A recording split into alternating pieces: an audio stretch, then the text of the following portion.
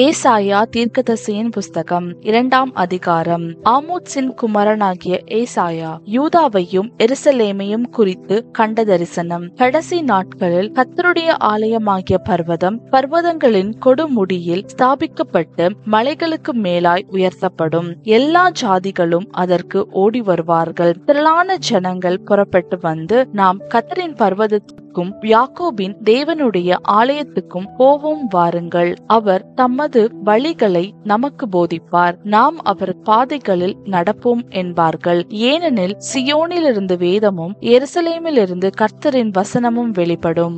அவர் ஜாதிகளுக்குள் நியாயம் தீர்த்து திரளான ஜனங்களை கடிந்து கொள்வார். அப்பொழுது அவர்கள் தங்கள் பட்டயங்களை மண்வெட்டிகளாகவும் தங்கள் ஈட்டிகளை அரிவாள்களாகவும் அடிப்பார்கள்.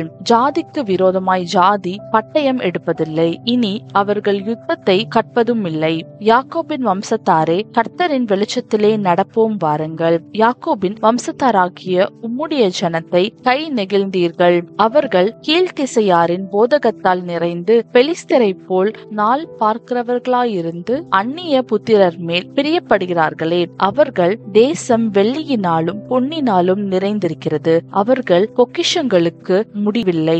அவர்கள் தேசம் குதிரைகளாலும் நிறைந்திருக்கிறது, அவர்கள் ரதங்களுக்கும் முடிவில்லை. அவர்கள் தேசம் விக்கிரகங்களாலும் நிறைந்திருக்கிறது. தங்கள் கைகளின் கிரியையையும் தங்கள் விரல்கள் உண்டு பண்ணினதையும் பணிந்து கொள்ளுகிறார்கள். சிறியவனும் குனிகிறான், பெரியவனும் பணிகிறான். ஆகையால் அவர்களுக்கு மன்னியாதிருப்பீர். கர்த்தரின் பயங்கரத்திற்கும் அவருடைய மகிமை பிரதாபத்திற்கும் விலகி நீ கண்மனையில் ஒதுங்கி மண்ணில் ஒளித்துக்கொள். நரரின் மேட்டுமையான கண்கள் தாழ்த்தப்படும், மனுஷரின் வீராப்பும் தனியும். கர்த்தர் ஒருவரே அந்நாளில் உயர்ந்திருப்பார். எல்லாம் தாழ்த்தப்படும் பொருட்டு சேனைகளுடைய கர்த்தரின் நாளானது பெருமையும் மேட்டுமையுமானவை. எல்லாவற்றின் மேலும் உயர்ந்தவை, எல்லாவற்றின் மேலும் லீபனோனில் உள்ள உயரமும் ஓங்கலுமான எல்லா கேதுருக்களின் மேலும் பாசானில் உள்ள எல்லா கர்வாலி மரங்களின் மேலும் உன்னதமான எல்லா பர்வதங்களின் மேலும் உயரமான எல்லா மலைகளின் மேலும் உயர்ந்த எல்லா கோபுரத்தின் மேலும் அரணான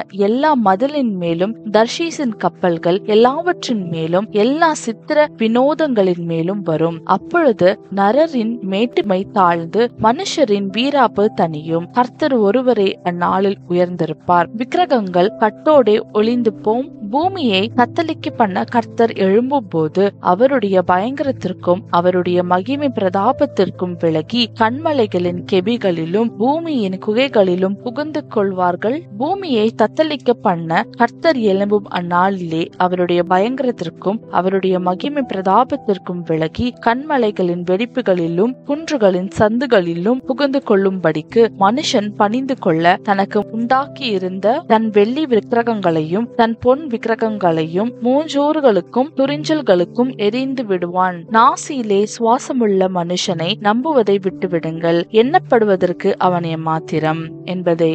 ஆமேன்.